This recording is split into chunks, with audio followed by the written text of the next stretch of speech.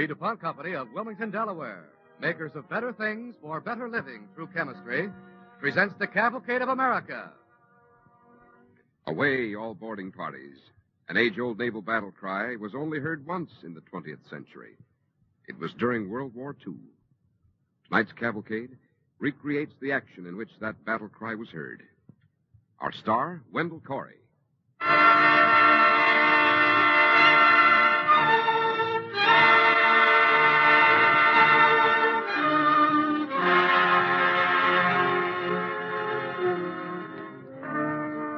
My name is Dan Gallery.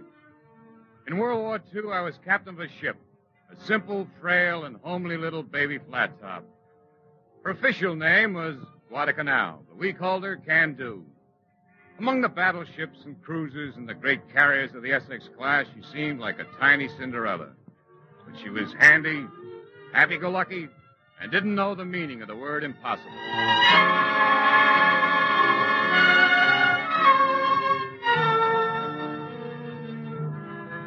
We were operating against enemy submarines in the North Atlantic. Our task group had just sunk one of Hitler's crack U-boats, and we were headed home with her captain and crew. After securing our prisoners below, my executive officer, Commander Johnson, reported to my sea cabin on the bridge. Prisoners secured and submitted to preliminary questioning, Captain. Getting the answers? Now, just the usual. Name, rank, and ship. Refused to answer all other questions. Plant that mic in their quarters, as I suggested. Oh, yeah. All we got was some hot telephone numbers in Hamburg. Seems they like 'em blonde and plump. All right, Johnson. Bring in their skipper. I'll have another go at him. Aye, sir. In here, Captain Hankey. Captain? Morning, Captain Hankey. Sit down, please. Thank you. Cigarette? Thank you. How are things going? Quarters comfortable? Anything you need? We have no cause for complaint. Good. Now, there's just a few questions I'd like to ask. Captain Gallery, I must remind you that under the laws of war... I'm glad you mentioned that, Captain Hankey.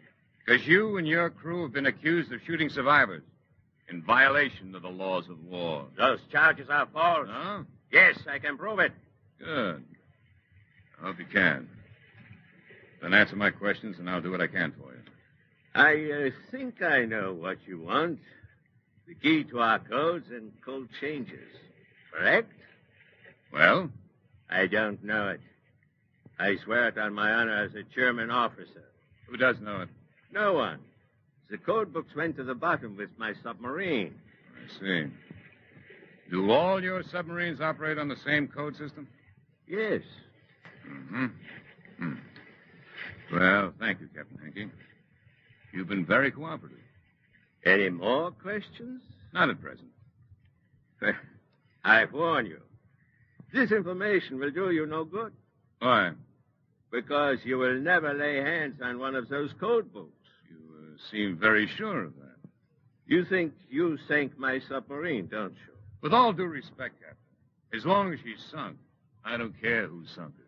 With all due respect, that is why you are losing the Battle of the Atlantic. Oh, come now. I know you opened the sea valves before you abandoned ship. There's nothing unusual in that. But you do not know the extra precautions we take. Oh, something really ingenious out there, like a time bomb. 14 demolition bombs. Set to go off automatically within minutes of abandoning ship. Why do you volunteer this information? Just in case, Captain.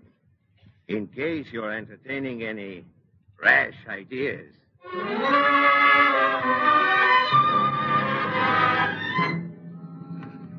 My U-boat skipper made a couple of shrewd guesses, but he gave me more information than he realized. If only we could get our hands on the German code books, we'd know the movements of every Nazi U-boat. I turned Henke over to Naval Intelligence at Norfolk. And at the next departure conference of my task group, I outlined a plan for getting one of those code books. It was 100 to 1 shot, but we decided to try it. On the way to the submarine hunting ground, we checked out the new air squadron off the flight deck of my carrier. Launch aircraft. Launch aircraft.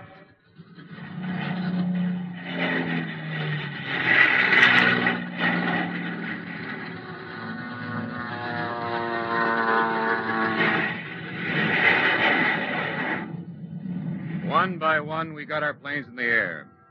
Fighter directors got busy below the flight deck, charting radar scopes, broadcasting vectors of the pilots. All the brains of a modern fighting carrier went to work.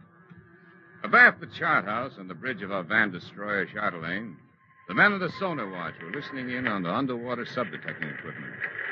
Hey, listen, we got something? There's an echo. Oh, it's nothing. Probably just a whale. Bing! Man, I'm getting so I hear that noise in my sleep. Yeah, it's getting monotonous. Well, when that thing stops being monotonous, you'll wish it stayed monotonous. Oh, get a load of him. And how many wolf packs have you sunk, Admiral? Plenty, but we won't run into any wolf packs in these waters. Well, that's something to be grateful for, eh, Marty? Yeah, the only thing I'll be grateful for is Casablanca. Gee, I wonder if we'll get ashore and get a chance to see it. Yeah, how about that? Casablanca. Man, I always wanted to see that place. What's so special about Casablanca? You been there, Chief? I've been in this man's Navy 15 years. If it's a seaport, I've been there. Hey, I'd like to see that joint. You know, from the movie of the same name. What joint? In Casablanca. Remember? This dame shows up. She's escaped from the Nazis. Yeah, you remember the song. You must remember this. A kiss is still a kiss. A sigh is just a sigh. The fundamental things are like... Hey, look, the only fundamental things in your life right now is them sonar sounds. What gets me is how a tone-deaf guy like him ever got on the sonar one. Who's tone deaf? You are, Junior. Oh, yeah? Yeah. Knock it off, you guys. We're hunting submarines, and that's big game hunting, and don't forget it. We ain't making moving pictures, you know. A whole month and nothing. Why, if this was the movies, we'd have seen a dozen sub-wolf packs by now. And don't worry about wolf packs. It's the subs that run alone. A sub alone can be more dangerous than the ones that hunt in packs. Yeah? How you figure that? You ever see a cornered rat? It's the same with a sub. I seen one let loose with 6 fish right while she was sinking. And those torpedoes were running wild. Contact! Bridge. Check bearing. 043. Bearing clear. Develop contact. Hey, this sounds good. It's good, all right. Doppler is up. It's coming toward us. Where is it? 045, 2,000 yards. Sonar to bridge. We have a possible contact. Bearing 045, 2,000 yards. Bridge to sonar. Classify contact. Sonar to bridge. Contact solid metallic. Classified submarine. Bridge to sonar. Very well. Reporting contact to task group commander.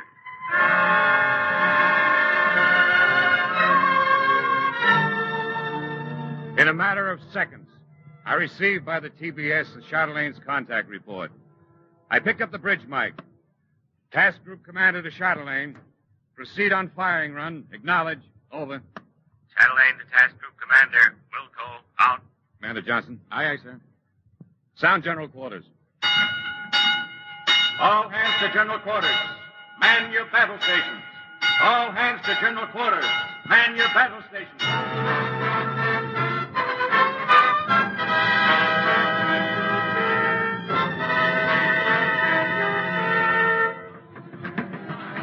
The ship became alive as men hurried to their stations. On the bridge above the flight deck, Johnson and I watched the planes. Our combat air patrol circled, trying to sight the sub. I listened to the bridge monitor, the VHF, directing their movements in their own peculiar lingo. Orbit Tomcat under mattress, Angel 6. Number to Wildcat, banded closing vector 090 Buster. Roger, out. Reduce speed, Johnson. Come around to port. Aye, aye, sir. Task group commander to all ships. Stand by to move in on target according to plan. Casino. Aye, aye, sir. Standing by. Get down on deck and take over your boarding party. Aye, aye, sir. Boarding party. Yeah, that's what I said. Aye, aye, sir. Also, check those planes out there. See if they sighted that sub yet. Aye, aye, sir. Can do to Cadle. What see? There's a dark patch just ahead. Going for a look. There he goes.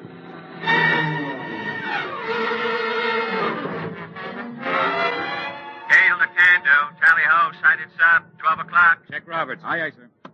Can do to Roberts. What see? It's a sub, all right. And it's a big one. Group commander to Chatelaine. Wildcats are over target. Commence and coordinate depth charge attack. Chatelaine to group commander. Commencing attack with depth charges. Set shallow.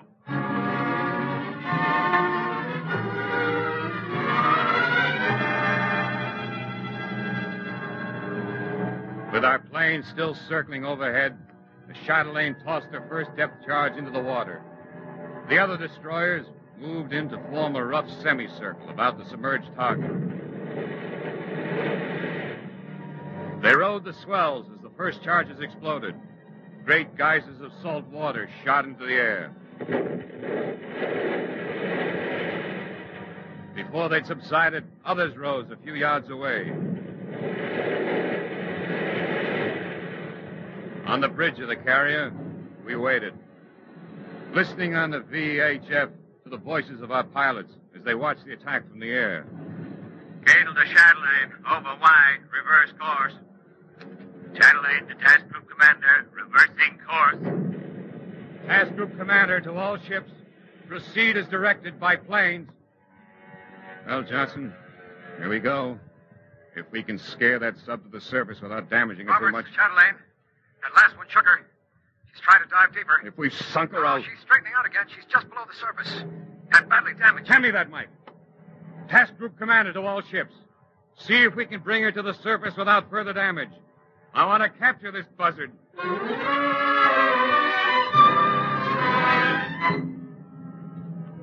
Our planes dived to indicate the new position of the submerged U-boat. The Chatelaine moved in closer with her sudden flight.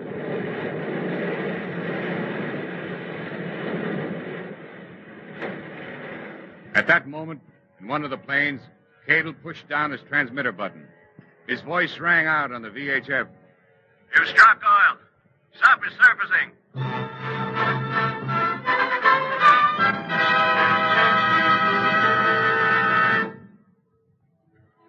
At 11:22.5, just 12.5 minutes after the Chatelaine's original report, the black shape of the submarine conning tower hove itself up out of the water, less than 700 yards from our van destroyer. She's good and hit, all right. Don't think she'll do any fighting. I'm not taking any chances. Commence firing. Commence firing.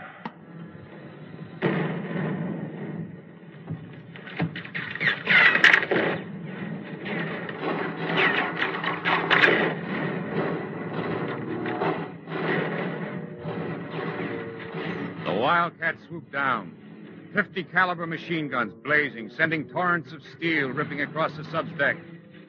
Destroyers just threw small stuff, calculated to scare the crew into the ocean, without actually inflicting a fatal wound on the sub itself. Commander Johnson kept his glasses focused on the conning tower hatch. At 11:25... The hatch is opening, Captain. Sub's crew is coming out. Look, they're going over the side. All ships and planes cease fire. Cease fire! All ships and planes, cease fire! Lower boats to pick up survivors. Lower boats to pick up survivors.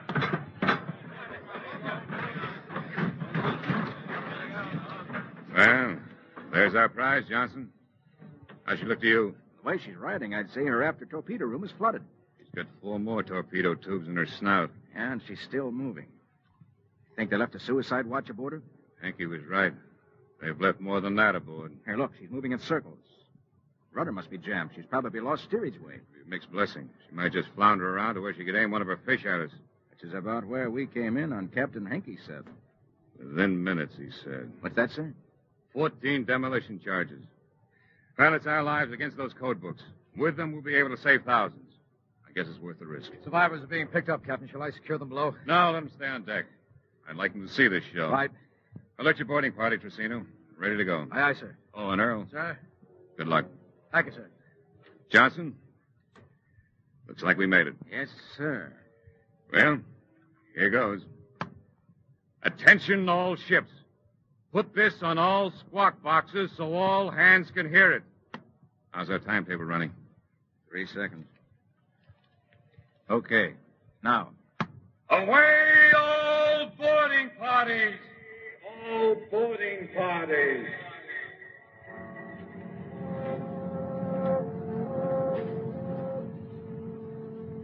Away, all boarding parties.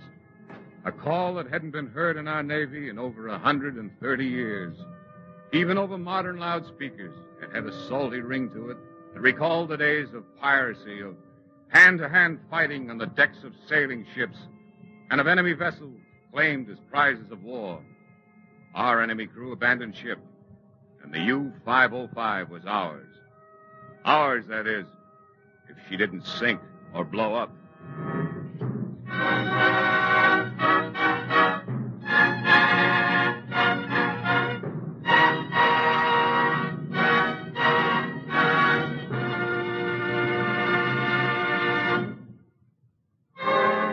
You are listening to the DuPont Cavalcade of America, starring Wendell Corey.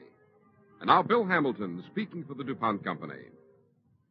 When you turn on the lights of your home with a flick of a switch, it's hard to believe that in this day and age, the lantern is still an important source of light. But when floods and other disasters cut power supplies, gasoline lamps come into their own. And campers, hunters, farmers, and people in isolated areas still use them. But one of the best-known lanterns burns with a brighter glow today because of a small rayon bag that is tied onto the burner. Treated with chemicals, the rayon leaves a glowing residue as it's burned. One reason rayon is used is because it is chemically pure and contains no impurities that might cut down the light. Thus, rayon, one of DuPont's 5 man-made fibers, demonstrates once again its versatility as one of DuPont's better things for better living through chemistry.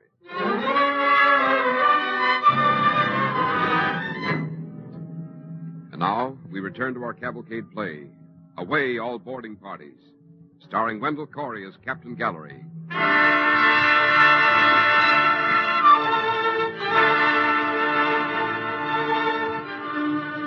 As skipper of the aircraft carrier Guadalcanal, leading a task group against Nazi submarines in the Atlantic, Captain Daniel Gallery has conceived a daring plan to gain possession of the code books, by means of which the movements of all U-boats are controlled. As our story continues, he has forced the U-505 to surface, but instead of sinking her after she has been abandoned by her crew, he plans to board her and take her in tow as a prize of war. At the sound of that ancient battle cry of the sea, away all boarding parties, half a dozen whaleboats from the ships of our task group streaked toward the abandoned Nazi sub. The boat from the Pillsbury, with Lieutenant David and a party of 8 men, scraped the side of the dangerously pitching sub at approximately 11:55. Lieutenant David, torpedo man's mate Al Nispel, and radio man Sam Doyak managed to scramble aboard. Doyak, guard that hatch. Keep that Tommy gun ready. There may be more crowds below. Aye, aye, sir.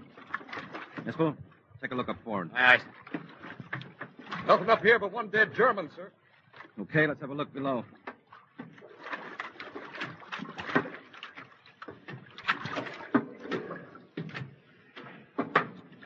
Nobody here, sir.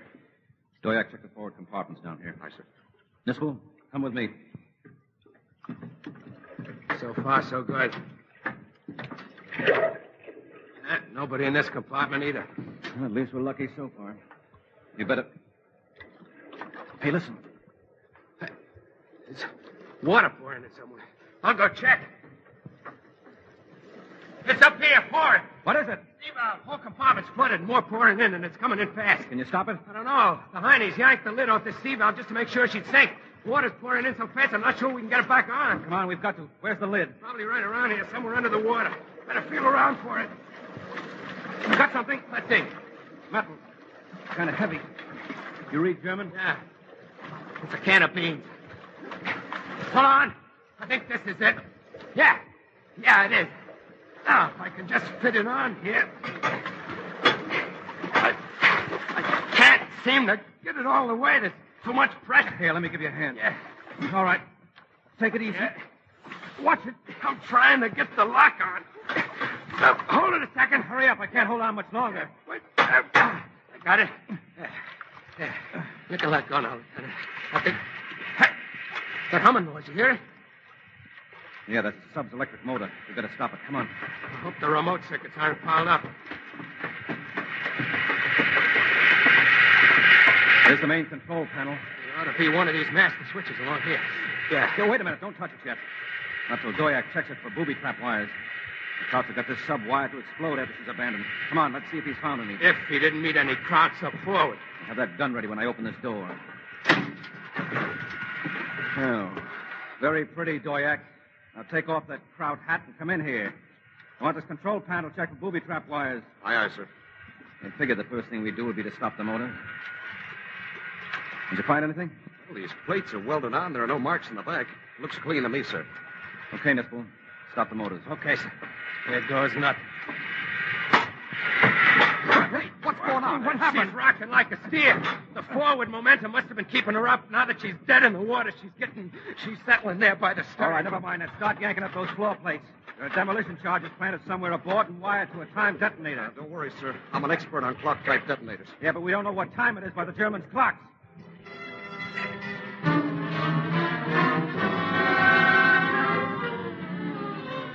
Lieutenant David's men set to work fast and furiously, disconnecting electric leads from demolition charges, looking for other booby traps, and closing the sea valves.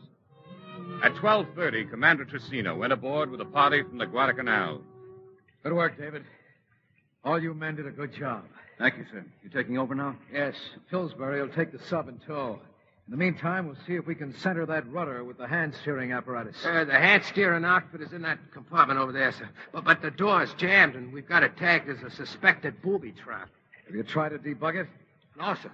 Why not? Well, Captain Gallery's orders were not to monkey with booby traps. We've got to get that door open. If we don't get this sub under control fast, we're going to lose it. Aye, sir. Doyak, signal the Guadalcanal. Say we want the skipper's permission to operate on a booby trap.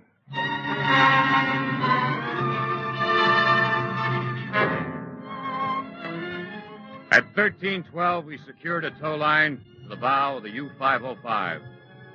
2 minutes later, Earl Trissino's message about the booby trap was delivered to me on the bridge.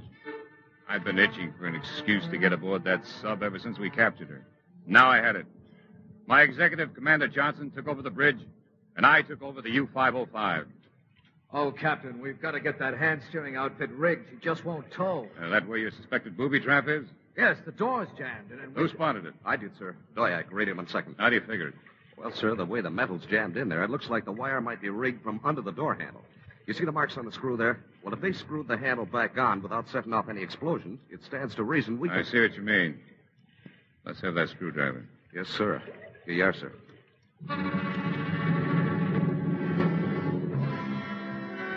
The battered hull of the pitching submarine was still leaking seawater in a dozen places. It was hard to keep steady and hard to keep a foothold standing in 4 inches of oily water. As I started work on the door handle, a wave of tension rose from the men grouped around me. I saw it in their figures shattered against the bulkhead by the flickering emergency light. The sea seemed to be pressing in against the weakened plates of the hull. I hesitated, wondering whether to clear the men out before going on with it. Then the sub gave a sickening lurch, and Lieutenant David yelled down the hatch. Captain, the sub is shearing to starboard. The line's pulled tight as a fiddle string. She's ready to snap. That settled it. With our stern already underwater, the pull of the tow line could roll us over. If the tow line snapped, we might slide backwards to the bottom. I lifted my foot at right angles to the door and kicked.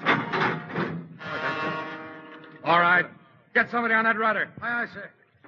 Well, Doyak, how'd I do as a booby trap expert? You got plenty on nerve, sir, but I think you took a terrible chance. I was pretty sure it wasn't a booby trap. I wasn't thinking of that, sir. The compartment might have had a big leak in it. We might have been flooded out. Yeah, that's what scared me. Earl, come with me. I want to have a look at that Kraut skipper's personal correspondence. Nispel collected it. Give it here. Yes, sir. Here it is. We dug it all out, Captain. Here's the ship's log, sailing orders, transcripts of radio messages. Code book, man. Where's the code book? Code book? I don't know, sir. I thought I got everything. You haven't got the code book? The very thing we're after? Come on, let's get back to the captain's cabin. Here's his desk. Oh, where could that thing be? Look in his locker. Now, here it is. Secret compartment. Good. No pages torn out. It's okay. Now, all we have to do is convince a few skeptics back in Washington. Skipper, if we get to Bermuda with a German sub in tow, they'll believe anything we tell them.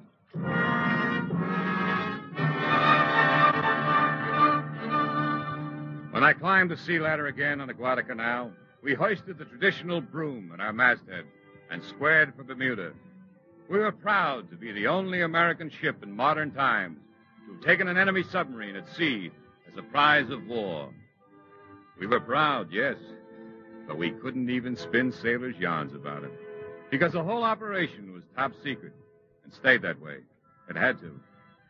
Now that it can be told, I'm proud to report that we all kept that secret and that the code books from our captured sub became a major weapon in our final victory in the Battle of the Atlantic.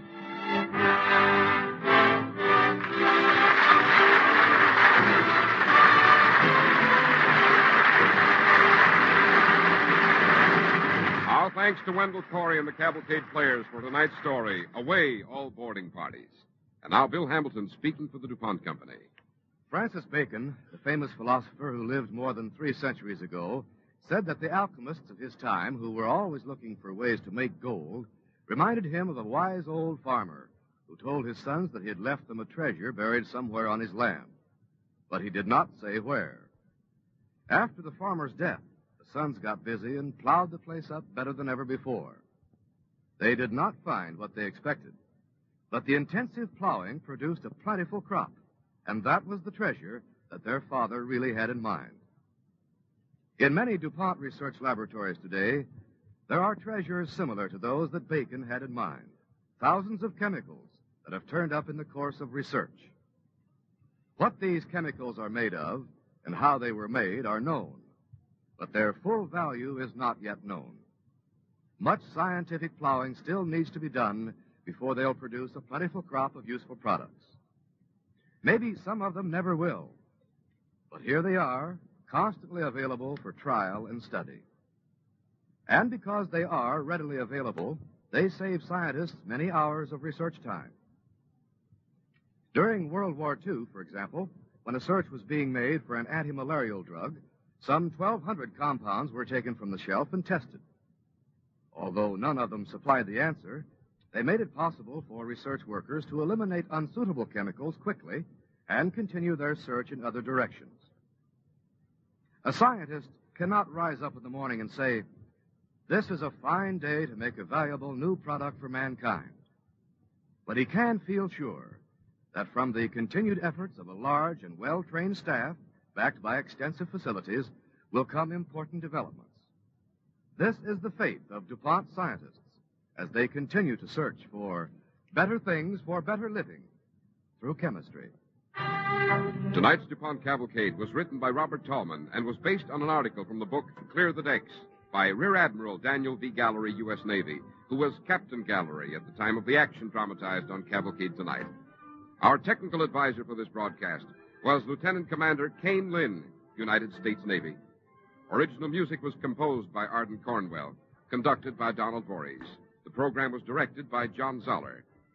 Mr. Corey may soon be seen starring in the Paramount picture Jamaica. And this is Cy Harris, reminding you to be with us next week when the DuPont Cavalcade will again present last Thanksgiving's award-winning broadcast, Path of Praise. The star of that broadcast will be with us again, the Dean of the American Theater, Walter Hampden.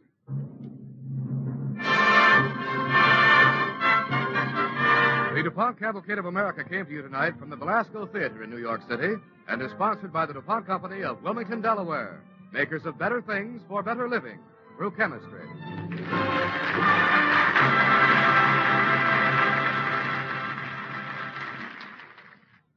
Tonight, just for laughs, listen to Red Skelton on NBC.